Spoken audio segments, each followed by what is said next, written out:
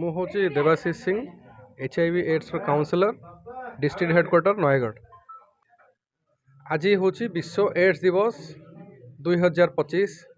ପ୍ରତିବର୍ଷ ଭଳି ଆମେ ଡିସେମ୍ବର 1କୁ ବିଶ୍ୱ ଏଡ୍ସ ଦିବସ ଭାବେ ପାଳନ କରୁ।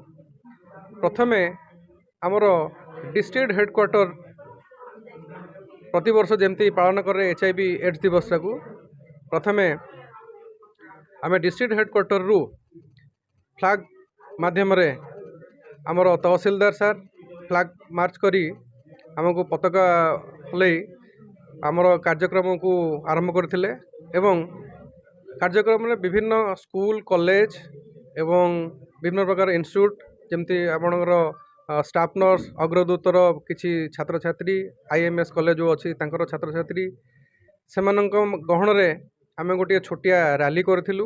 ଯେଉଁ ରାଲିଟା ପ୍ରଥମେ ଡିଷ୍ଟ୍ରିକ୍ଟ ହେଡ଼କ୍ୱାର୍ଟର ହସ୍ପିଟାଲରୁ ବାହାରି ଆମର ବ୍ୟାଙ୍କ ଛକ ଦେଇ, କଲେକ୍ଟର ଅଫିସ୍ ଦେଇ ପୁଣି ଆମର ନୂଆ ବସ୍ ଷ୍ଟାଣ୍ଡ ଠାରେ ଗୋଟେ ୱାନ୍ ଆକ୍ଟ ପ୍ଲେ କରାହେଇଥିଲା। ଯେଉଁ ୱାନ୍ ଆକ୍ଟ ପ୍ଲେରେ ଏଇ ଯେଉଁ ଆମର ସଂକ୍ରମିତ ରୋଗ ଅଛି HIV ଏଡ୍ସ, ଯେଉଁ ଭୟାବହତା ଅଛି ସେଟା କେମିତି ବ୍ୟାପେ ଏବଂ କେମିତି ବ୍ୟାପେ ନାହିଁ ତାରି ଉପରେ ଗୋଟେ ସମ୍ପୂର୍ଣ୍ଣ ବିବରଣୀ ଦେଇ ତା ମାଧ୍ୟମରେ ଗୋଟେ ଛୋଟିଆ ନାଟକ ମାଧ୍ୟମରେ ଲୋକଙ୍କୁ ସଚେତନତା ବାର୍ତ୍ତା ଦେଇଥିଲେ ଏବଂ ସମସ୍ତଙ୍କୁ ଗୋଟିଏ ବାର୍ତ୍ତା ଦେଇଥିଲେ ଯେ ପ୍ରକୃତରେ ଏଇ HIV ଯେଉଁ ଜିନିଷଟା ଅଛି ସେ ରୋଗକୁ ଆମେ ସମସ୍ତେ ଘୃଣା କରିବା ଉଚିତ, କିନ୍ତୁ ରୋଗୀକୁ ନୁହଁ।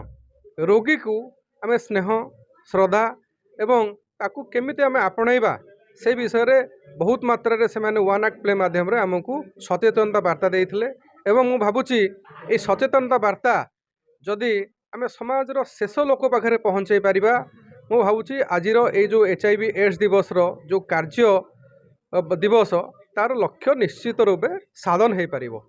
ତାପରେ ଆମେ ଡିଷ୍ଟ୍ରିକ୍ଟ ହେଡ଼କ୍ୱାର୍ଟରରେ ଯେଉଁ ସଚେତନତା କାର୍ଯ୍ୟକ୍ରମ ଗୋଟେ ରଖିଥିଲୁ, ସେଇ ସଚେତନତା କାର୍ଯ୍ୟକ୍ରମରେ ଆମର ମୁଖ୍ୟ ଅତିଥି ଭାବରେ ଆଡ଼ିସନାଲ SP ସାର୍ ଏବଂ ADMO ସାର୍ ଆମ ପାଖରେ ଆସିକି ଉପସ୍ଥିତ ଥିଲେ ଏବଂ ସେମାନଙ୍କର ଯେଉଁ ଇନ୍ସପିରେସନାଲ ବାର୍ତ୍ତା ସମସ୍ତଙ୍କୁ ବୁଝାଇ ଦେଇଥିଲେ ଯେ ପ୍ରକୃତରେ ଏଇ HIVଟା ଗୋଟେ ମାରାତ୍ମକ ଜିନିଷ ଏବଂ ସମସ୍ତେ ଯଦି ହାତକୁ ହାତ ମିଶାଇ ଇନଫର୍ମେସନ୍ ଗୁଡ଼ାକ ସଠିକ୍ ଲୋକଙ୍କ ପାଖରେ ପହଞ୍ଚାଇ ପାରିବେ, ମୁଁ ଭାବୁଛି ଏଇ ଯେଉଁ ଦିନର ମହତ୍ତ୍ୱଟା ଆମ ପାଖରେ ଅଧିକ ଗୁରୁତ୍ୱ ରହିବ ଏବଂ ଆମେ ଯେଉଁ ଲକ୍ଷ୍ୟ ସାଧନ କରିଛେ ଯେ 2030 ସୁଦ୍ଧା ଆମର ଏଇ HIV ବା ଏଡ୍ସ ରୋଗକୁ ଆମେ ସମାଜରୁ ଦୂରେଇ ଦେବା, ସେ ଲକ୍ଷ୍ୟରେ ଆମେ ନିଶ୍ଚିନ୍ତ ଭାବରେ ପହଞ୍ଚି ପାରିବା। ଏଇଟା ହେଉଛି ଆଜିକା ଦିନର ବାର୍ତ୍ତା।